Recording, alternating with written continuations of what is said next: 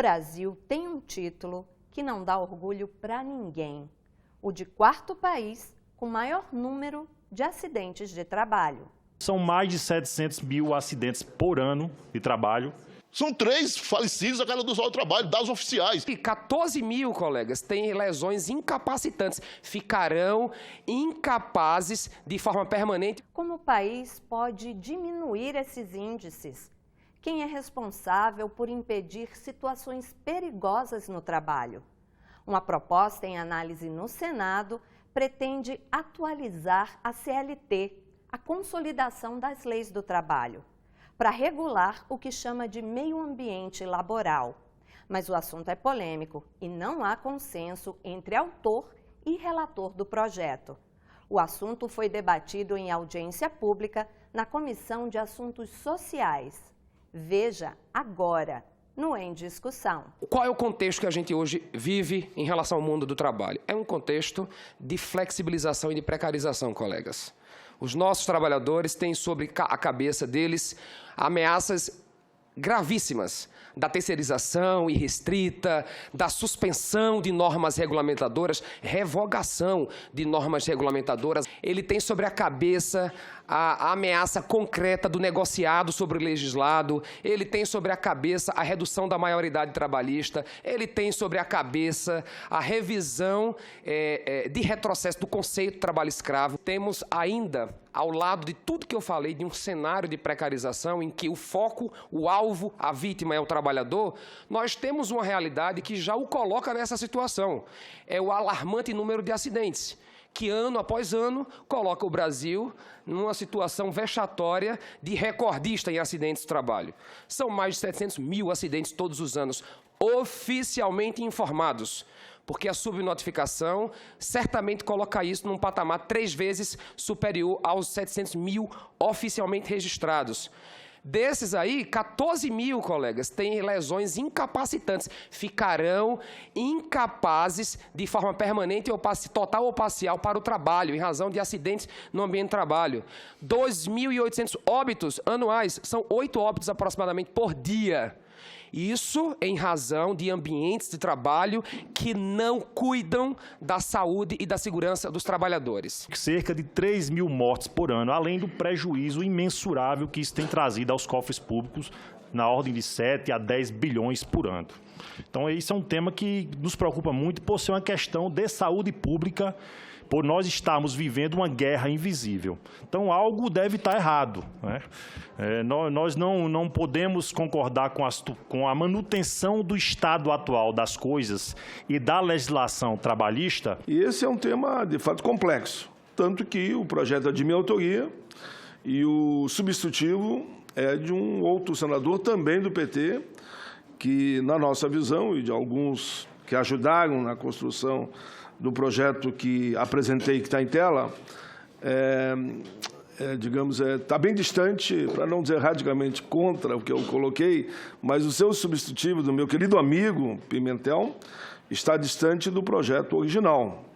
Devido a isso que eu mesmo suscitei uma audiência pública para que a gente pudesse aprofundar o debate sobre o tema. A lei atual define o Superintendente Regional do Trabalho como uma figura que tem o poder de interditar uma empresa. O projeto em debate pretende passar essa atribuição para o Auditor Fiscal do Trabalho. O relator não concorda. Superintendente não é autoridade da inspeção do trabalho, porque ele não integra a inspeção do trabalho. Ele é uma figura de atuação política e administrativa na estrutura ministerial, mas ele não é autoridade da inspeção do trabalho. Ele não tem prerrogativas para adentrar ambientes de trabalho e fazer, portanto, a verificação de condições no ambiente de trabalho, né? Eu digo isso porque parece uma discussão corporativa, mas não é, senadores, não é, amigos, não é. É uma discussão que coloca acima a proteção da vida do trabalhador.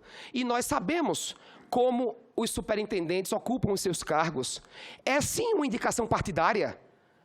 E ele estará num conflito de interesse diante de pressão que naturalmente surge diante de interdições e embargos que são contrários a interesses econômicos. A auditoria fiscal do trabalho, ela é regida institucionalmente com garantias constitucionais, regulamentares, que tira dela esse peso de pressão política e econômica para agir com isenção na consecução dos atos que precisa para proteger a vida dos trabalhadores. O mundo real não espera o mundo da burocracia. O mundo real não congela. O acidente, a situação de trabalho ali, ela não fica congelada e o acidente deixando de acontecer enquanto um processo tramita, enquanto a documentação vai de protocolo para protocolo, até que chegue no superintendente regional para que ela seja imposta a medida.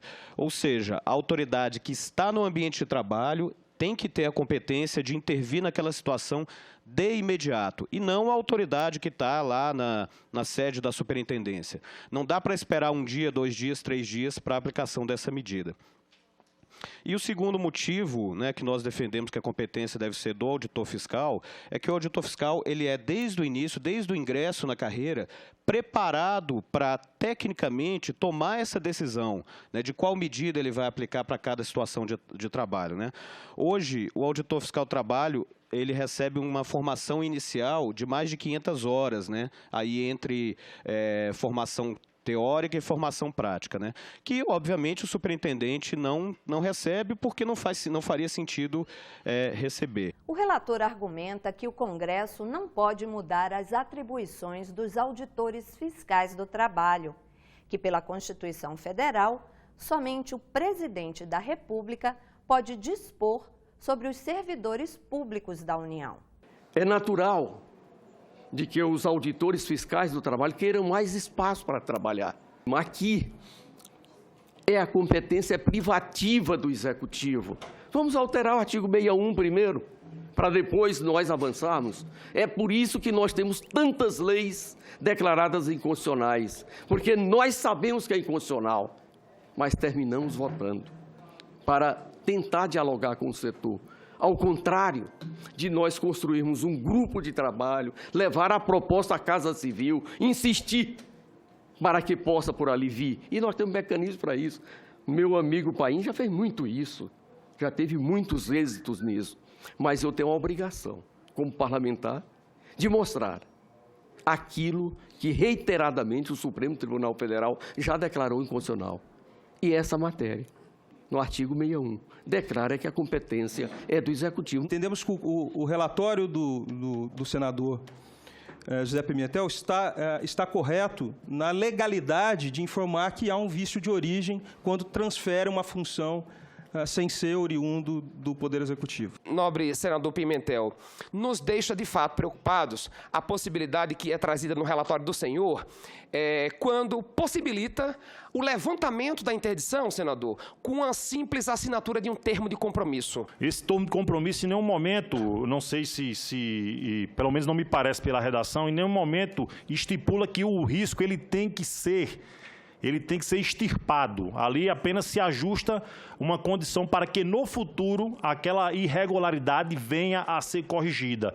E isso nos preocupa imensamente, porque o objetivo maior da própria interdição, do embargo de obra, da suspensão da operação, diante da existência de um grave e iminente risco para a saúde e para a integridade física do trabalhador, se suspender, se interditar aquela atividade ali, para que não venha causar uma mutilação, um esmagamento ou uma morte de um trabalhador. O Brasil, hoje, ele detém uma política nacional de segurança e saúde do trabalho. Política essa feita de maneira tripartite, consensada entre empregadores, governo e trabalhadores. Nós somos um dos poucos países no mundo detentores de uma política nacional. E ainda um dos primeiros a fazê-la de maneira tripartite, tanto é que a OIT nos convida para apresentar esse case em outros países. Nós temos também uma política nacional de segurança e saúde no trabalho. Nós temos aqui, só para os senhores terem uma noção, de 1978 a maio de 2016, as normas regulamentadoras foram modificadas 243 vezes. Nos últimos 5 anos, houveram 73 modificações em normas regulamentadoras. Nós temos 23 fóruns de discussão de segurança e saúde no trabalho em funcionamento no âmbito do Ministério do Trabalho e Emprego. Poluidor laboral. definido no projeto como responsável pela atividade que representa riscos à saúde física ou psicológica do trabalhador. Pela proposta, essa figura seria obrigada a arcar com os custos e as indenizações decorrentes da degradação do meio ambiente do trabalho. Mas o conceito foi retirado pelo relator. Que eu venho de um mundo que aprendi de que as leis não bastam, pois os lírios não nascem das leis. Se as leis bastassem no Brasil, nós não teríamos esse caos e não estaríamos hoje com 105 milhões de processos tramitando na justiça brasileira. Nós somos a pior justiça do mundo. 105 milhões de processos para 204 milhões de pessoas. Somos uma nação que tem uma das justiças mais caras do mundo e levamos, em média, 12 anos para resolver as causas mais simples que tem. E é por isso que este Congresso Nacional resolveu enfrentar esse debate. Estamos mexendo com interesses consolidados que não dão conta da demanda da cidadania brasileira. Nós aprovamos aqui a lei da mediação. Nós atualizamos a lei da arbitragem. Em 13 anos, criamos 413 varas da Justiça Federal para dar conta dessa demanda. E passamos a definir tarefas específicas da Justiça do Trabalho, sem retirar nenhuma atividade dela. E estruturando a Justiça Federal para dar conta desse mundo da Previdência, do mundo acidentário. Portanto, é outro mundo. E é evidente que tem choque de interesse, nobre procurador. Tem choques de interesse. Não é verdade que não tem legislação sobre isso. O artigo 22 da Lei 8.212 trata dos riscos ambientais do trabalho. Isso é de 91. E tem um conjunto de regras anteriores. E de lá para cá teve um conjunto de disciplinamento desse processo. Eu tive o privilégio de ser ministro da Previdência Social. E em 2009, resolvemos fazer uma mudança muito grande nesse mundo acidentário para diminuir os acidentes de trabalho, criando o FAP, o Fator Acidentário de Prevenção. Tivemos umas disputas grandes com o mundo empregador sobre o alcance, a legalidade, a constitucionalidade. Fomos ao Supremo Tribunal Federal sobre esse conjunto de normas novas. E o Supremo arbitrou, dizendo que era tudo constitucional. Mas, lá em 2009, nós aprovamos, essa é a primeira grande divergência com esse projeto, de que o SAT, o Seguro Acidente de Trabalho, não era mais fixo a partir dali. E esse Seguro Acidente de Trabalho, nós distribuímos a economia empregadora em 19 grandes ramos, consensuado na mesa tripartite, entre trabalhadores, o Estado e empregadores.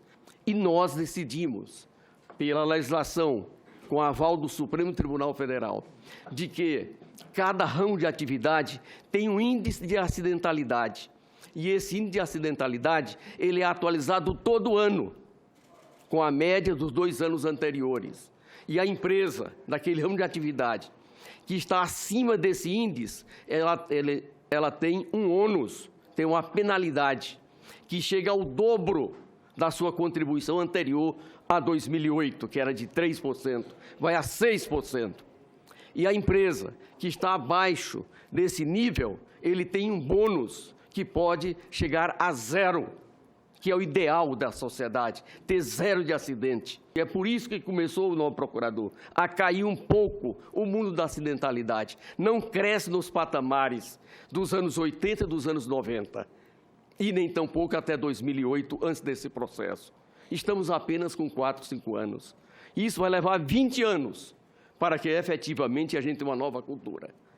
E como eu sou um daqueles que aprendi na vida, de que o diálogo, a mediação, os compromissos é o melhor resultado, insisto nesse ponto. E é por isso que eu tenho divergência em grande parte desse projeto de lei. Primeiro, porque ele não respeita o acúmulo que nós já temos e nem tampouco a legislação existente. parte como se nós partíssemos do zero. Não é assim a vida. É por isso que eu apresentei um substitutivo. Porque eu entendo que a experiência do FAP, do Fador Acidentário de Prevenção, ainda não se esgotou. Está num processo iniciante. Aqueles que estudaram esse projeto, que não é o nobre senador Paim, aqueles que elaboraram, não levaram em consideração isso, até porque era um instrumento novo.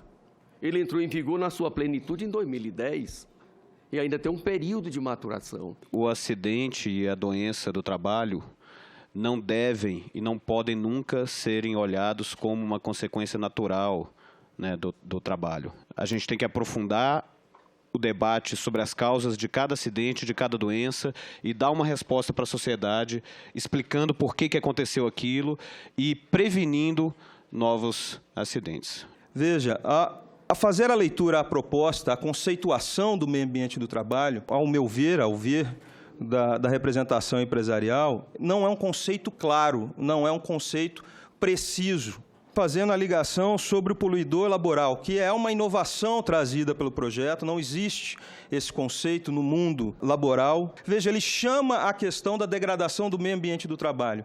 E quando eu volto na conceituação do meio ambiente do trabalho, eu não consigo delimitar o que seja isso.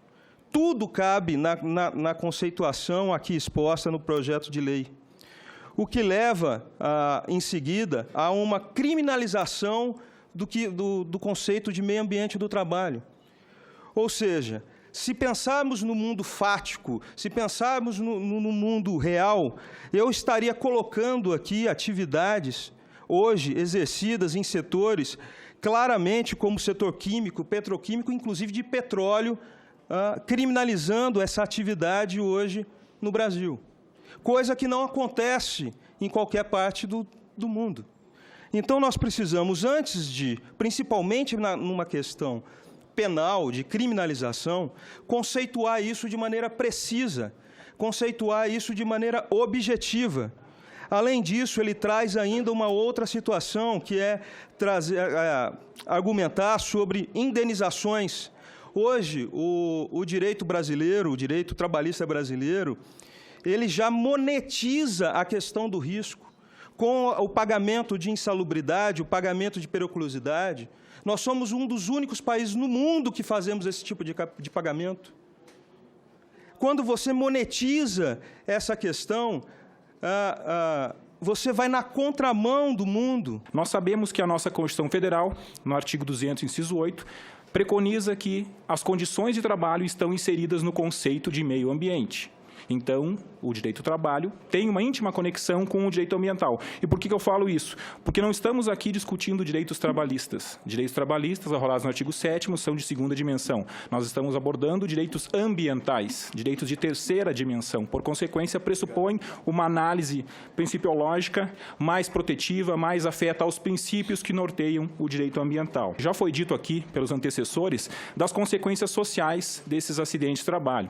São aproximadamente 240 mortes de trabalhadores. Às vezes, por elas ocorrerem de forma pulverizada em nosso país, não nos damos conta dessa relevância. Eu, assim como o senador Paulo Paim, sou natural do Rio Grande do Sul e não faz muito tempo que o nosso estado presenciou uma grande tragédia, que foi o incêndio de uma boate, a Boate Kiss. Morreram aproximadamente 240 pessoas. Pois nós temos no nosso país uma boate repleta de trabalhadores sendo queimada todos os meses, e muitas vezes não nos damos conta disso. Então, esse é o cenário que nós estamos lidando. Vamos fazer uma reflexão, pessoal. O que é melhor? O que é menos ruim? Um ambiente doentio que gera benefícios previdenciários ou a extinção de um ambiente que gera um seguro-desemprego? Porque, no fundo, vamos ter que pagar, meu amigo. Vamos ter que pagar alguém que perdeu o emprego porque o ambiente deixou de existir, porque não teve como economicamente se sustentar. Ou pagar pensão por morte por resto da vida, invalidez por resto da vida, e 2.800.000 benefícios ao ano que comparecem à Previdência Social por conta do meio ambiente de trabalho deliberadamente desequilibrado. De forma utilitária, é muito mais barato melhorar o meio ambiente de trabalho. E você só melhora o meio ambiente de trabalho a partir de ações afirmativas. Bom empregador, pague menos tributo. Bom empregador responda menos à justiça. Bom empregador não faça dumping social. Porque o bom empregador hoje, pessoal, pratica um preço que o seu concorrente não pratica. Por quê? O concorrente pratica um preço menor a custo de sangue e a custo de despesa previdenciária. É óbvio.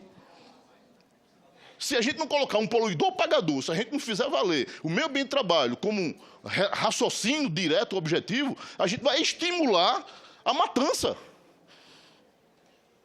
São 3 falecidos a cada 2 horas de trabalho, dados oficiais, empregados. Esquece servidor público, esquece todos os outros, tá? Pegando só a mão de obra formal empregada, é esse número, que dá 4,5 bi de despesa em invalidez ao ano. 4 bi. Nós sabemos que, de 2006 em diante, a arrecadação do SAT Seguro Acidente de Trabalho vem aumentando. Entretanto, a despesa previdenciária com benefícios de natureza acidentária também. Aproximadamente, a arrecadação do SAT de 2015 é da ordem de 15 bilhões, sendo que a despesa com benefícios acidentários é da ordem de 20 bilhões de reais. Se muito se discute se a Previdência é superavitária ou deficitária, em termos especificamente acidentários, nós temos um déficit previdenciário. Então, qual é a solução?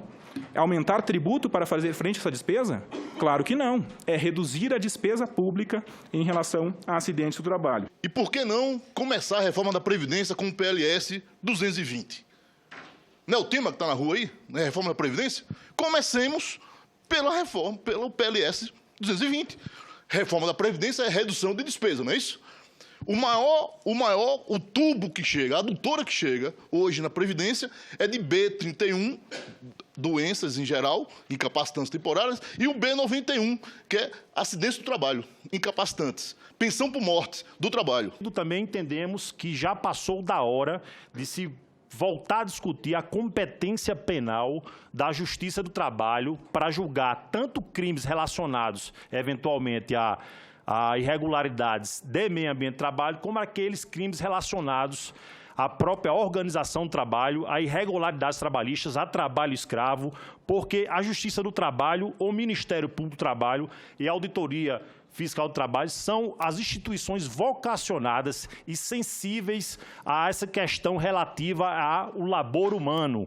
Muitas vezes, com todo respeito às demais instituições que hoje são competentes para a questão relativa a crimes contra a organização do trabalho, entendemos que não tem sido dada a devida atenção e há um alto índice de impunidade hoje ou de falta de persecução penal. Os crimes estão passando a virar letra morta no Código Penal. Nós podemos ter divergência com relação ao papel do Estado Nacional e do Poder Executivo, porque muitas vezes entendemos que é lento. Mas não podemos desestruturar aquilo que o Estado democrático de direito construiu. Existe o Ministério do Trabalho, existe a sua estrutura, e eu não entendo que é razoável tirar do superintendente da Justiça do Trabalho esta competência e levar para o juiz do trabalho. Então, simplesmente mudando de foro. Não sou dono da verdade. Mas na vida aprendi, é sempre bom ouvir para construir a melhor proposta. Esta não é a melhor proposta. O relatório do senador Pimentel desnatura a nossa proposta, né?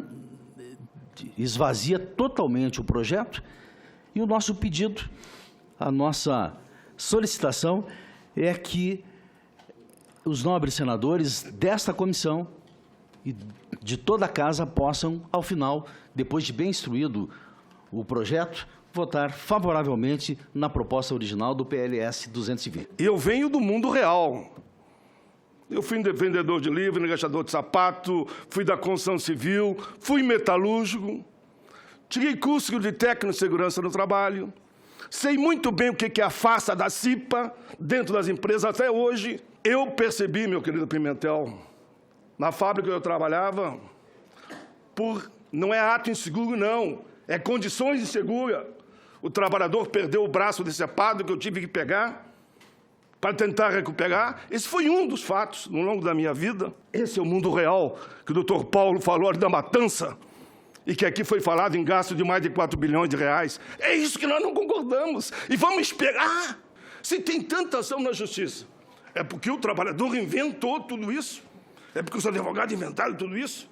Se tem tanta ação na justiça, é porque tem uma parte que não está cumprindo a sua parte em relação ao que manda a CLT e a Constituição. Eu confesso que estou muito preocupado. Quem é o mais forte não é o empregado, pessoal. Senhor presidente, eu vou retirar o projeto para reanalisar, mas não me peçam matéria inconstitucional. Aquilo que o Supremo Tribunal Federal já consolidou como inconstitucional, não me peçam, porque me entristece muito quando esta casa aprova uma lei e é vetada por inconstitucional ou é declarado pelo Supremo Tribunal Federal. Nós não temos esse direito. Tenho certeza que é possível encontrarmos um caminho de entendimento. Tenho certeza que é possível isso acontecer. Gostaria de agradecer ao senador Paulo Paim, ao senador José Pimentel, reforçando mais uma vez o exemplo dado por Vossa Excelência hoje de diálogo, que eu acho que é uma das coisas mais importantes e que o Brasil mais necessita nesse momento, diálogo construtivo, para encontrarmos os caminhos que o Brasil precisa. O Em Discussão fica por aqui. Você pode rever este ou outros programas pela internet. É só acessar senado.leg.br/TV. Obrigada pela companhia e até o próximo Em Discussão.